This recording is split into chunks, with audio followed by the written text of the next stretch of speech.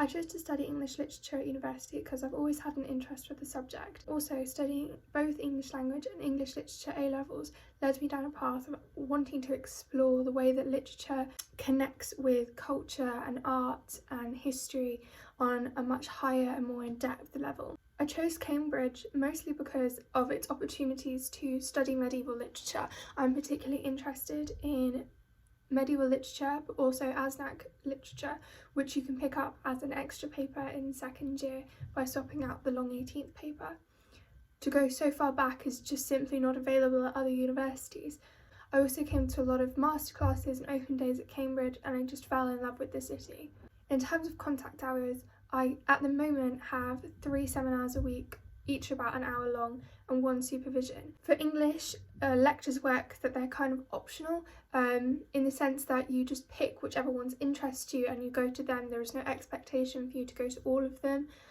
You should really go to some, but you are spending most of your time reading and trying to find things around the books that you've been set to write your essays that week that interest you. It's all about pursuing what interests you, which is what I really like about this course. It's quite low in terms of actual contact hours, but it's more per week than at other universities. A piece of advice I would give about the application process is to practice talking about literature. As English literature students, we spend most of our time communicating our ideas through essays, and a massive part of the interview is that you have to be able to talk at the same level of intelligence as your essays, but out loud. You have to work through your ideas, which is just quite strange for an English literature student who does spend most of their time writing. Just talk to someone, anyone, about books, about what you're reading.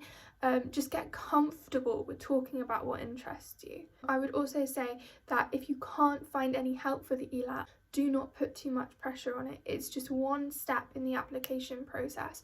Of course, do practice for it. Do try and find a past paper online. There are some available, and do try and put some practice in for that. It's not easy.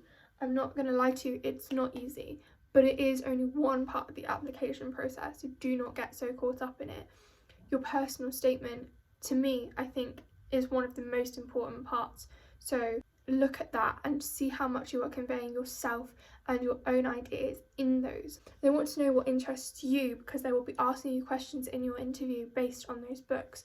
Don't lie and say a book just because it sounds intelligent. You want to pursue your own ideas. Try and go to super curriculars. I managed to find some online lectures to do, but also some in-person lectures to come and see. I have lots of things that I'd like to say and lots of advice that I'd like to give. I would say just research as much as you can and take every opportunity that you can and everything that is given to you, but also you need to search for it. You're never, it's never going to be handed to you on a platter. I wish it was, but it's not. So you need to look for yourself, you need to dig, and you need to literally take everything that you can and turn it into something that will help you. Don't give up. If this is what you want, then strive for it. Hi, I'm Temi. I'm studying English literature at Corpus Christi College. So without getting too into the depth of it, I've always liked reading. I've always liked writing creatively. Didn't really like English in secondary school up until maybe year 9, where I was like, okay, this could be something like that I'm actually interested in. But then I kind of had like an awakening moment where I thought to myself, okay, but what job can I get with this subject? And then I thought, what if I just go to university for the sake of learning, as opposed to with the goal of, I'm going to get so-and-so job straight after. Yeah, I know it's brave. But I think the power that comes with that is, I know my time here isn't wasted, and I know that I'm doing something like English literature because I want to and because I enjoy it, as opposed to because it will get me to a certain place, which it makes it a lot easier to stay motivated. The next question is, why Cambridge? So this is a big question, a question that everyone asks me, and I wish I had a straightforward answer. It comes from several different places, probably the most prominent and important one being the way I was raised by my mum, and how she always taught me that it was either the best or nothing at all. And it's not to say that if I hadn't got into Cambridge, I wouldn't go to any other university, because that's not true. I was just as keen on going to University of Nottingham as I was going to Cambridge. I just wanted to study English, and I thought, why not aim for Cambridge? For me, there was a turning point whereby I saw other people that looked like me, that came from the same part of London as I did, going for Cambridge and getting in. And I was like, okay, it's actually attainable. So that was another thing as well. For me, it was the fact that it was actually within like my reach. It was a bit of a mixed bag. It wasn't one way or the other. It's a bit of a struggle in terms of access to information. So because I came from a state school, I didn't really understand how interviews worked. My teachers at my sixth form college didn't know how interviews worked, because not many people from my sixth form college went to Cambridge. So for me, I would say one of the biggest like barriers I encountered was, okay, what to expect in the ELAT, in the written test, what to expect in the interview, what to expect just in general. Like, I didn't even know there was an SAQ, which is like an extra part of the application whereby you provide like supplementary information about you, about your class sizes and all these different things that I was learning as I was going. It wasn't like, okay, I know that this is going to come next and this is going to come next. I mean, it was through UCAS, but there were so many extra hoops to jump through than when I was applying to other universities. In terms of writing my personal statement, I rewrote it so many times. I kind of just wanted my personal statement to really like say something about me as someone who like likes English, as opposed to this is me as a person. It was, this is my angle on English as a subject. The ELAT, I found it quite hard. I don't think I did enough practice papers, to be honest. I don't know what happened. I didn't even really get that high of a score, but I'm here. So everything is equally weighted. Interview, ELAT, grades, personal statement, they're all equally weighted. So if you don't do well in the ELAT, that doesn't mean that you haven't gotten in, because I didn't do so well and I got in. Interview was actually quite good. I really enjoyed it. I had 2 interviews. The first interview it was mainly focused on my personal statement and just my understanding of English as a subject and what I expected from English as a subject. My second interview, I had to do a like analysis of an unseen text, and that one wasn't too bad because I had like material to talk on and I linked it to books that I had studied at A level. So I really enjoyed my second interview. Very conversational, and I find that the more conversational / conflicting they are, the better. Don't get stressed out about one thing being weightier than the other. So GCSE grades, they will not stop you from even being able to apply here. I was coming here, people were telling me they got 5 A stars, 7 A stars. I was like, what? I got 2 A stars. That was it. And one of them was in English literature. The other one was in English language. So I was like, oh, okay, this is very interesting. I'm a bit shocked because they still let me in. I'm saying let me in, but I think let's change that from let me in. I still got in because they didn't let me in. I had to work hard to get here. My hard work came through in my personal statement. It came through in my working in my subjects at A level. It also came through in my interview as well. So it's not to say that they gave me a free pass. That's another narrative that we need to abolish now, is that if you don't have the best GCSE grades and you get an interview, don't let that thought process stop you from doing as amazingly as you can do. In terms of contact hours a week, so I have 2 supervisions a week. Each supervision is an hour long, and then I have a class on the Thursday, and that class is about an hour long as well. So that's 3 hours in terms of like contact with supervisors and like my DOS and my director of study, because my director of study doubles up as my supervisor as well, in terms of like being taught the technique of analysis and being given feedback on my essays as well. In terms of like the week that just went, so I did modernity, the city and technology, and that was like an era in terms of like late 19th century, early 20th century. And you look at these like styles of writing and you have to like kind of cover quite a bit in one week. and on top of like the actual primary text, so the books themselves. So I had to read about 4 different books. I had to read 4 different books. One was a short story, so it wasn't too bad compared to other weeks. And you had to read other like secondary articles on the authors themselves, on the themes explored in the books, and also at the same time you have to try and fit in lectures as well, because the lectures here are very good in terms of just helping you understand the tripos in general. You don't want to go down the typical route and say, oh, there's a lot of reading, because for me it's not a matter of a lot of reading, it's a matter of having to read things that I'm not used to or I haven't read before. Be open to exploring literature beyond your comfort zone. I had to open my mind up in terms of, okay, there's more to literature than my interests, which it can be a bit hard to wrap your head around, but at the same time, it's important to remember that that's good, because you're exposing yourself to so many different things. You don't always have to have a profound connection to the books or the topic that you're reading for a particular week. Hi, I'm Flo, and I'm a first year English student at Murray Edwards College. So when I started sixth form, I really did not consider doing English. I was really sceptical about doing English A-level, let alone English at degree level. But I absolutely loved the A-level, and so when my teacher suggested doing a degree, I surprised myself by saying yes. But now, like looking back, I suppose books I'm reading have been a part of my life forever. Like I've always loved reading, and without trying to sound too pretentious, books offer a kind of a new social, historical and cultural world, which you can like be a part of for a few hundred pages or not, and that you get to experience so many different experiences without ever leaving your room. I won't lie, it was emotionally draining at times. To use a cliche, it is a marathon and not a sprint. You have multiple different like hoops to jump through, so instead of a normal uni application where you just sort of send your personal statement off and then you wait for offers, you've got your personal statement, and then you've got I had to do an admissions test, and that was the ELAT. I did that at the end of October, beginning of November, and then in mid-December I also had an interview as well. It's not impossible, and I would certainly recommend starting on your personal statement early, like alleviate that stress.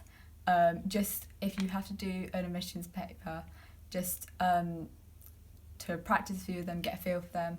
And I was really lucky, my school offered me some practice interviews, and whilst I wouldn't say that they were very exact to what it actually was like when I went for it in college, it certainly helped put my mind at ease. I get about 4 contact hours per fortnight. We have this thing called practical criticism at Cambridge, which is a kind of like doing an unseen text at A-level, just a bit more in depth. And I see my supervisor for 3 hours a fortnight there, and then I also were doing the modernist paper, which is 1830 to present day, and I see my supervisor, who just turns out to be my DOS, once a fortnight there. So all in all, I have 4 contact hours a fortnight, which isn't a lot, but I would stress that it is different at other colleges. Other colleges do different papers, they have different supervisors. It's how your supervisor and your DOS chooses to run your studies. In general, English is a very independent work-based subject. The workload here, again, I think this is kind of just a Murray Edwards thing that they're doing, but I submit a 2,000 to 3,000 word essay once a fortnight. Most other colleges, and in normal times, you would be doing it every week, but because there's a lot of us and our DOS wants to supervise us one-on-one, that is his decision. But in the weeks I'm not doing an essay, I will also do a reading report, which is only a side of A4, and it's just telling my DOS what I've been reading this week and what I've been thinking about and where I want to go next. I also have some prac-crit work. Normally we just get given the sort of the texts in the prac-crit session, so there's no prep work for that as such, but we have been given a couple of essays to do for prac-crit as well. I would say it is so much more manageable than I thought it was going to be. I think it's going to be another step up next term, but we don't need to worry about that at the moment. And there's so much freedom to do what you want to do. I would say for applying, to just not stress about it. Everything will work out, and I spent a lot of time last year trying to do stuff and trying to just I created a lot more work than I needed to have done, and it wasn't worth it at the end of the day. But in regards to like specific application piece of the application process, so get your personal statement in early, do a couple of drafts of it, but don't antagonize over it. It's not worth it. If you have to do admissions tests, again, make sure you do a few practice papers. Don't do them like to death. It's not an A-level. Just make sure you are familiar with the kind of questions and the kind of timings as well that you might have to do. And then with the interviews, I would definitely recommend doing a practice interview, even if it's only one, with your teachers. I was really lucky, I got offered it by my teachers, but if your school isn't experienced with Oxbridge, and to be honest mine wasn't, but I would really recommend just going up to a teacher and asking if you could have a practice interview. You know, at the end of the day, like, they're going to want to help you. And although I wouldn't say my school really, their interviews weren't exactly how the university did do it, it certainly did help me and put me at ease. Hi, my name is Nadia Lines. I am reading English here at St Catherine's College, Cambridge, and I'm in my first year. I chose English because I really love it. Like, I love reading, I love writing. It's what I enjoy the most in life, and to be able to do that as a degree, like to spend my whole day just reading and writing, is something really, really special. I chose Cambridge because the English course here really isn't like any other. So you study English chronologically, so you get a brilliant overview of the history of English literature, and on top of that, you know, the teaching is incredible. You're taught by experts in your field. You get to really build a relationship with the people who are teaching you, and that's something that's very unique. So English doesn't have as many contact hours as other subjects because it's something that is it's driven by yourself. So typically I have 2 supervisions a week and 2 classes a week and around 8 to 10 lectures, but that can change depending on what sort of week I have. I found the application process to be quite stressful, but that was because I put an awful lot of pressure on myself. You know, I made Cambridge the be-all and end-all when it really shouldn't be. So the application process can go smoothly and it can go well as long as you remember that there really is more to life than getting into Oxford or Cambridge. So just don't put too much pressure on yourself, please. A piece of advice for the application process would be to don't get too caught up in one individual aspect, whether that's the personal statement or the written exam or the interview or any other extra weird bits that Cambridge will throw at you, because they make their decisions based on the entirety of your application. So if you think one part of it hasn't gone as well, really don't worry about it, because they consider you as a complete candidate and not just an individual essay, and not just, you know, as something dodgy you said in an interview. So before studying English, I wish I had known that you can get to grips with anything. Like, even if you're studying something really weird and ancient and bizarre, you can find ways to relate it to your own experience and to your own life, and there really aren't any texts that you can't get into. So don't be put off by the fact that a lot of colleges like mine start with the medieval literature, for example, because you can get into it and you can really grow to love it even if it's very new to you. The workload is really what you make of it. You know, there is a considerable amount of work to do. You know, I have to hand in a 2,000-word essay each week, so that requires a lot of reading, a lot of writing. You have to prepare for all of your classes and your supervisions as well. But, you know, it is manageable, it is doable, and it's also quite a flexible course. So if there are weeks where you want to really, really get into something and spend hours and hours and hours on it, then you can. If there are also weeks where what you're studying isn't really for you, you don't have to devote as much time to it. The workload can be very flexible. Final piece of advice would be to wear something that makes you feel confident for your interview. I know yours are going to be online, but even so, you want to wear something that makes you feel good about yourself. So you're not worrying about if you look weird or if you're uncomfortable in what you're wearing. Like, genuinely choose something to wear that you feel good in and that makes you look good and that makes you feel good as well. Hi, I'm Charlotte. I'm a first year history student at Selwyn College. I would say that the two reasons I chose to do history is Medicine Through Time at GCSE and the book Sapiens by Yuval Noah Harari. They really inspired my love of history. I found the application process really challenging. I don't think I prepared enough. I found the entrance exam quite tough, and I was pooled, so I applied to Christ's. I had 2 interviews there in December. And then in early January, I got an email from Selwyn asking me to come for more interviews in mid-January. So I've had 5 Cambridge interviews, which was quite tough, but it does mean I know what they're about now.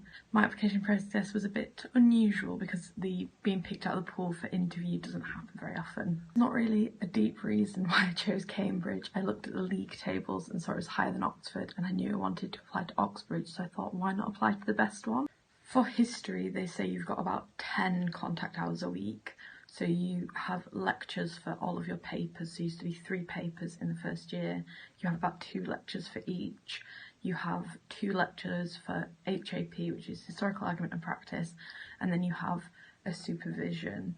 So you have about 8 to 10 contact hours. But one of my papers this year has a lot more because we share lectures with other papers. So I have about 12 lectures a week plus supervisions. It's just 1 supervision a week though, so it's about 13 hours for me this year. There's lots of jokes from the STEM subjects about humanities not having much workload, and I think the reason for that is that you can kind of choose how much work you want to do for humanities. There's kind of a bare minimum of the reading, the essay, the planning, all of that, but you can put as much or as little effort into that as you want. So people say it's about 40 hours a week, about a full-time job. So I'd say I work about 6 to 7 hours, 6 to 7 days a week. So it varies week by week, but I'd say about 40 hours a week, which sounds like a lot. But once you're doing stuff that you love, it's not that much. My one piece of advice about the application process would be don't be afraid to change your opinion. So in interview, you might back yourself into a corner, but don't be afraid to turn around and be like, actually, now you said that my opinion has changed, because it shows flexibility and it shows a willingness to learn, which they like to see. The one piece of advice I wish I'd been given before I came to study history at Cambridge was to have my own opinion. At A level, you're quite constricted to what you can say, but at Cambridge, your opinions are much more open and your supervisor would love to discuss them with you. And I wish I had known that before my first supervision. The last thing I would say is to have fun with it. The application process, although hard, is one of the most enjoyable things I've ever done because you get to talk about the thing you love with other people who love it too.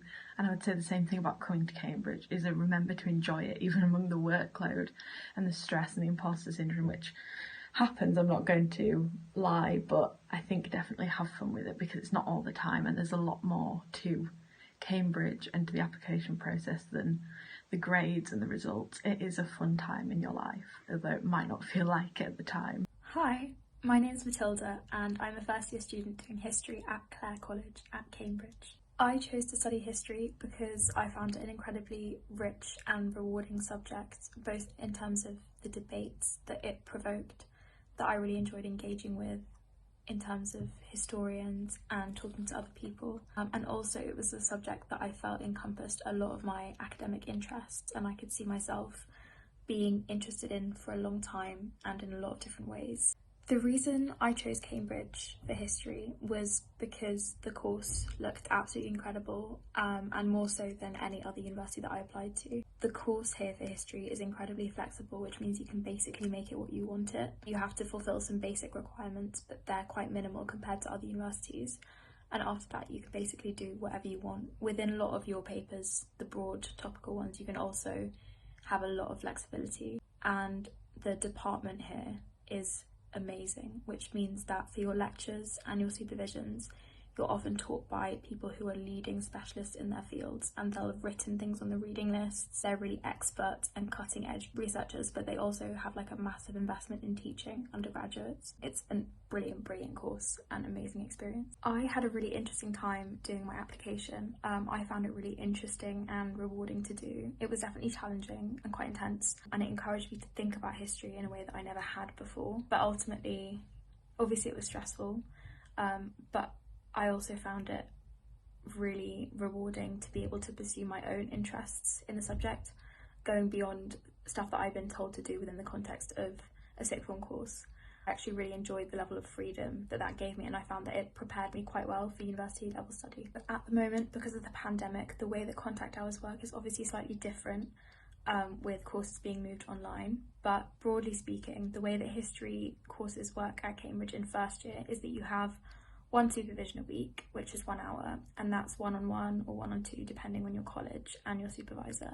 Beyond that, you have, I would say, 8 to 12 hours worth of lectures per week, and this year that's actually slightly more hours because a lot of our lecturers are offering up Q&As after the lectures because they're all online, which is a really nice opportunity to get to know other historians in the year and to have direct contact with some really cool lecturers.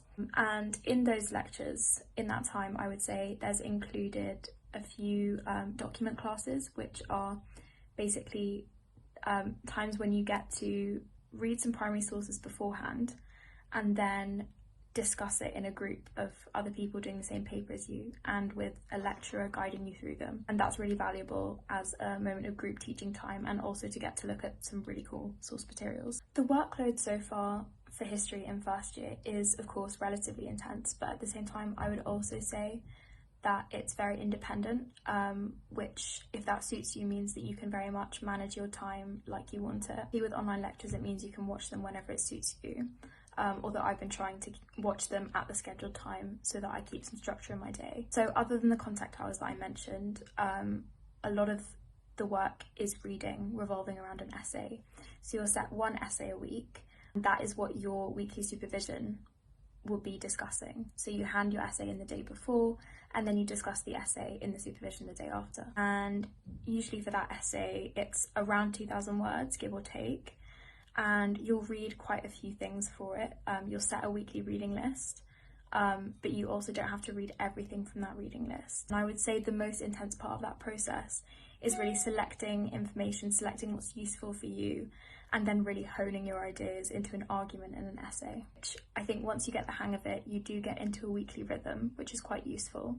And it comes to be quite a rewarding and fulfilling process once you get the hang of the independence. In terms of the application process, obviously a lot of it is quite daunting, particularly because it's a university that you haven't had contact with before, and that has, a lot of universities have a lot of prestige and reputations associated with them. Particularly this year, I can imagine with the pandemic that things are different in terms of how applications are happening.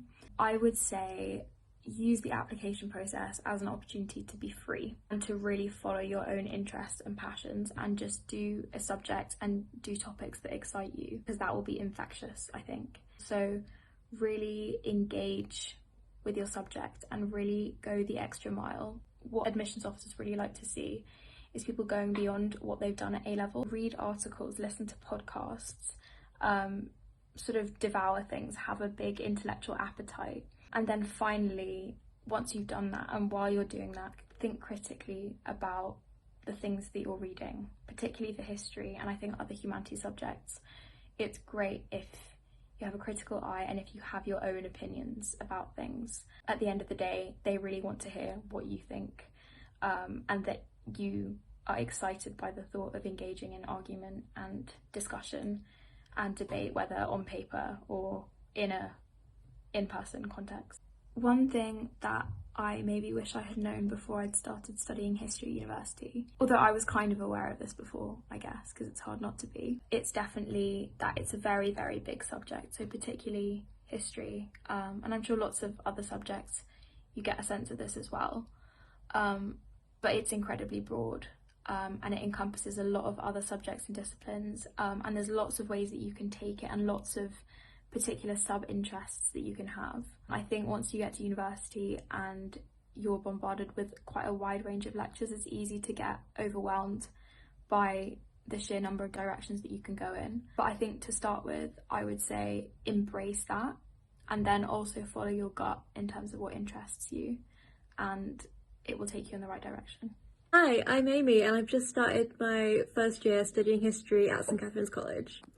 I chose my subject in spite of rather than because of GCSE history and A-level history, because much as I did enjoy those, I enjoyed the essay writing in those subjects, but the ways in which GCSE and A-level history are taught are very different from the ways that they're taught at university, and I knew that going in, and that was why I still wanted to study history at uni, even though history A-level essays were the bane of my existence.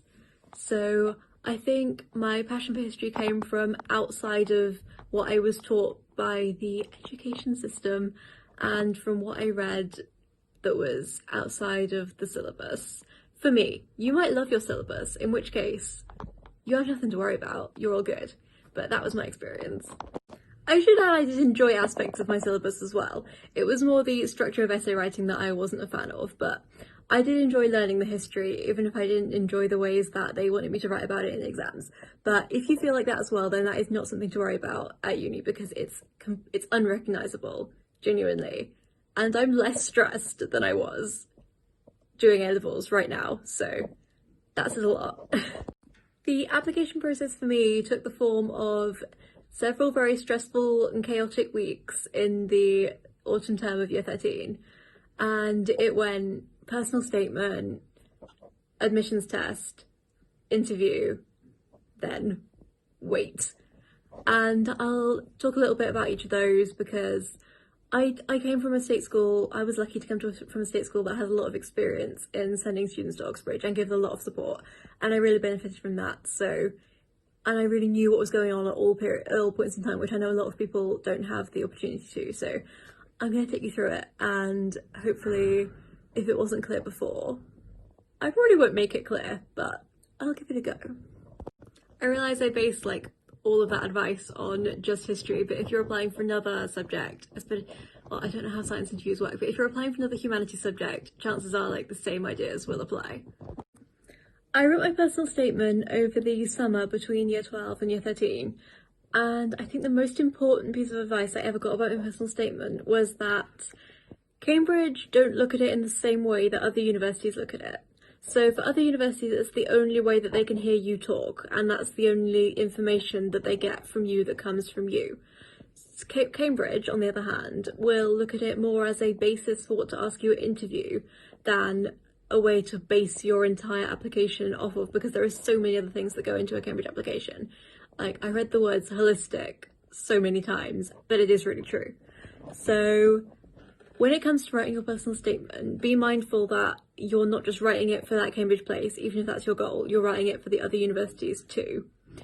And I said the most important thing so many times, but the actual most important thing that I think, in my opinion, is to include things that you would be happy to discuss at interview. So books you've really enjoyed, books you genuinely have opinions on, your ideas about aspects of history that really grab you, that you think, what you think the future of history might be, what you think you might want to do if you want to work within history.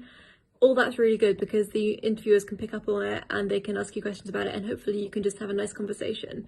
So yeah, don't put anything in your personal statement that you're not 100% confident about talking about if you get asked. After personal statement, it was down to the admissions test, and the admissions test is a bit of a blur for me, I'm going to be completely honest, but I think a really important thing to remember is practice, practice, practice. Look at you can find the past papers online, and I practiced a lot, and I thought, maybe I have a handle on this. And then I went into the exam, and the first half of it was absolute torture. And I came out of it thinking, there is no way that I'm going to get a Cambridge place. And I was wrong. So I still don't know how the first half of my exam went. I did enjoy the second half, the essay half, but I don't know how the first half went, but clearly it wasn't important. So don't worry. But definitely don't think that just because one aspect of your application didn't go entirely to plan, that everything is lost, because chances are it's not. And so a couple of weeks, I think, after my admissions test, I got an invite to interview. And when it came to the interview, I had no idea what prep to do. And I remember like a couple of nights before and the night before frantically watching these videos online by Cambridge, like guide to your interview, mock interviews, things like that. And I watched them and I watched them. And once I actually got into the interview room, I wasn't thinking about any of that.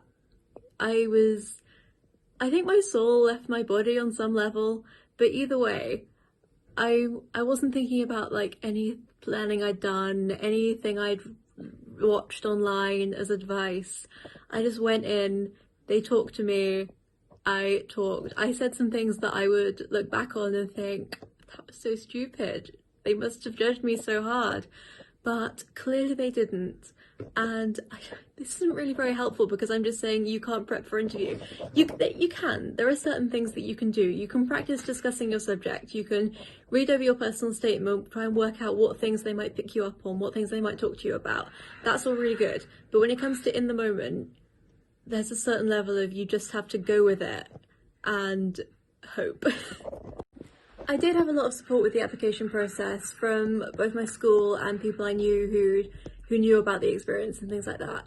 The one very helpful thing that my school did do was allow me to read my reference that was sent in with my application to the university. I found that really helpful because, for one thing, it can be a confidence boost, because chances are if you're applying to Oxbridge or thinking of applying to Oxbridge, your school will have written you a fantastic reference. So if you can, if there's anyone you can ask, can I read my reference, then do, because I would recommend that as both a way to sort of ascertain the impression of you that they might have when you walk into the interview room and things like that, and also just because it can be cool to see someone say nice things about you. How many contact hours a week does my subject have? That's a difficult question to answer in COVID times, because contact hours aren't always live for me at the moment. So I probably shouldn't, but I will watch lectures at different times to when they come out, depending on just when it works in my schedule for me to watch them. I would say that timetabled wise, I have either a lecture or multiple lectures or a class every day, from Monday to Friday, except for Wednesday. On Wednesday I have nothing timetabled, and you will have one supervision a week, which will be mine are about 45 minutes. I don't know if it varies by supervisor, whether they can be longer or shorter, and mine are one-on-one, but you might end up with one or two other people in the room with you. And that is it for contact hours at the moment for me in my first term of Michaelmas. The next question on the list is advice about the application process. I sort of did that when I rambled loads about my admissions test and my interview. One piece of advice, okay. The workload for history is, I do want to emphasize that it is manageable. I mean, it's not like I have friends who do medicine and they are just always in a state of crisis. It's not like that. History work is manageable, even if, like me, you procrastinate quite a lot. You will be able to get stuff done, and you'll be able to have downtime, and you'll be able to see people as well, which I think is really important. So I don't know if the workload is average for Cambridge. I don't know whether it should be more than it is, and I just don't do enough. That is another thing with history. Like, you can, to an extent, control how much work you do, but they will know if you're not doing enough. But you also shouldn't do too much, because then you will just have no time for anything and you will have a breakdown. So the workload is generally manageable if you treat it right, and if you're having trouble with doing too much or too little, then your supervisor or your tutor or your DOS will be happy to discuss it with you. I think that might be, don't overthink it. I think with a lot of applications, when you're writing your personal statement, when you're thinking, oh, what will I say in my interview, you are focused on trying to sound as smart as possible and as out there as possible. And yes, but also they know you're clever. They know because you're able to apply. So you don't have to worry about writing a personal statement that's absolutely perfect and that shows you to be an intellectual genius. You might be an intellectual genius, but your personal statement doesn't have to be that on that level. You don't have to start with a quote to show that you know it. because they know you know things. So I would say don't overthink it and trust that they will know if you are right for Cambridge. And if you end up not being right for Cambridge, then it's not necessarily to do with you, it's just because they've decided that you would be a better fit somewhere else. And I truly believe that wherever you end up, you will end up happy.